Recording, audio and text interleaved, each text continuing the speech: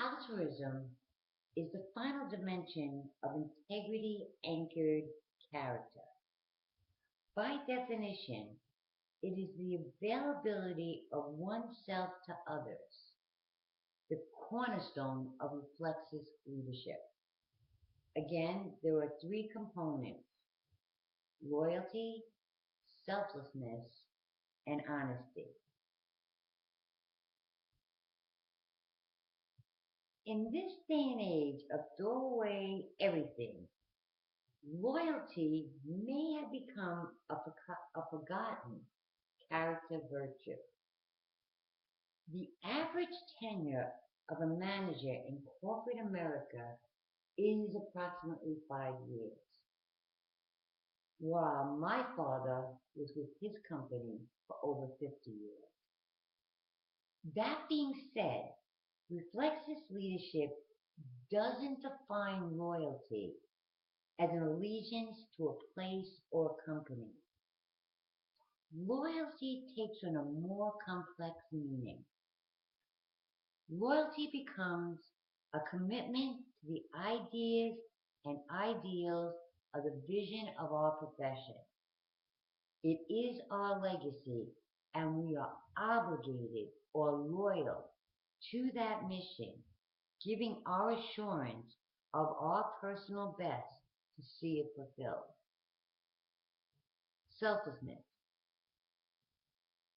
In our 1, 2, 3 focus on me 21st century culture, selflessness may truly be the lost virtue.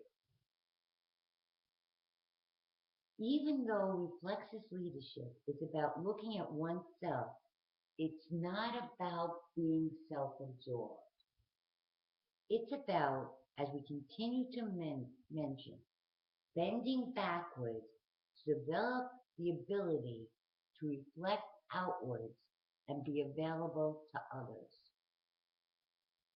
Selflessness for reflexive leaders is a sort of expressive contrast that allows trust and openness to be optimized through their seemingly selfless availability. Because reflexive leaders instinctively help others achieve confidence and independence, community members perceive that they have only the best intent in their mind and their heart. Because reflexive leaders are loyal to the goal of student success, they can and do create an atmosphere of trust and openness. Honesty is the attribute that connects credibility and trust and allows reflexive leaders to create the culture where all members can achieve their personal best. Again, the reflexive leader leads by example. They say what they mean and they mean what they say. They use diplomacy and tact, but don't shy away from delivering messages honestly and holding difficult conversations. The reflexive leader presence is confident and self-assured, but also displays humility and appreciation of those in their community. Reflexive leaders model not only their values, but also what they value. Reflexive leaders' characters exemplify courage, optimism, and integrity in a way that is sincere and a genuine commitment to the community members. Reflexive leaders have a strong mission, attainable goals, and a compelling vision. They can articulate all three well, and most of their constituents hear them and understand the mission, vision, and goals. They are confident that they can affect change and realize their vision.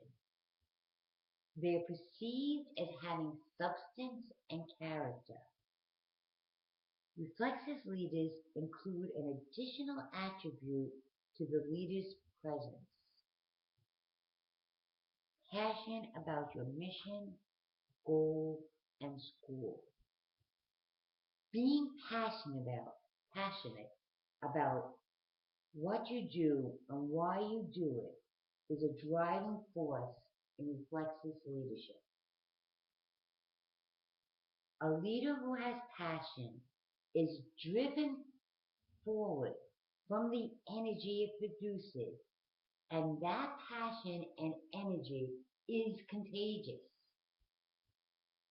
If you are not only committed to the success for all students, but you are passionate about finding ways and seeking out opportunities that will support this, you will model ways to instill it in the culture, and you'll keep the goal, the vision, and the passion in the front of everyone's to-do list. To paraphrase Winston Churchill, yes, I am passionate about this. You cannot change my mind, and I won't let you change the subject. To reflexive leaders, passion implies a connectedness and a willingness. It's the ultimate clarity of thinking and accuracy of understanding. Passion is the bridge between our vision and legacy and our words and our actions. Along with presence, reflexive leaders are not only confident, but also have high efficacy. They see and create a passion for the work that has to be done and ensure self-efficacy and collective efficacy permeate the culture. Now, I briefly mentioned efficacy before, showing how efficacy fosters a pragmatic confidence.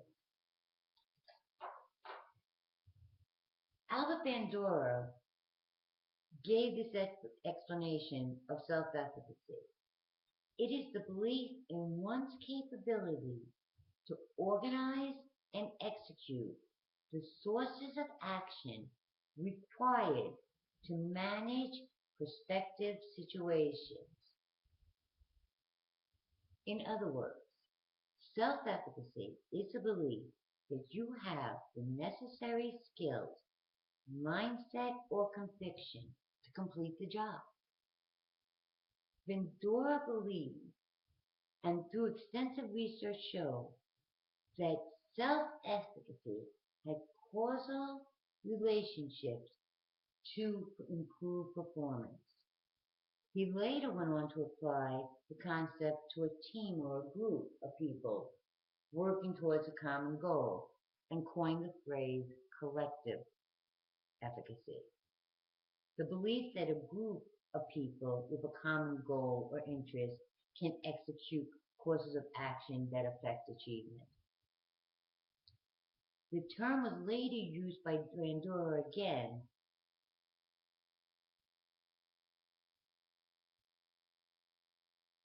and others in researching teacher self and collective efficacy. Now, teacher efficacy is the personal belief that the teacher holds that they can affect a positive change in student achievement. Collective teacher efficacy is the perception of teachers that as a whole, as a faculty, they can positively affect all students' achievement. When efficacy is high, staff believes they can reach students and that they can overcome negative external forces. The old adage, whether you believe you can or believe you can't, you're right, summarizes self or collective efficacy.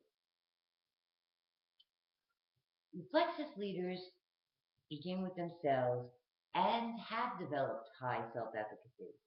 They believe passionately that they can lead the school towards the goal of student success. They are resilient even when challenges or setbacks occur, and they use a panoramic view to look for possibilities and opportunities to further that goal. Reflexis leaders intuitively know the 8 previous steps laid the groundwork for high teacher self and collective efficacy.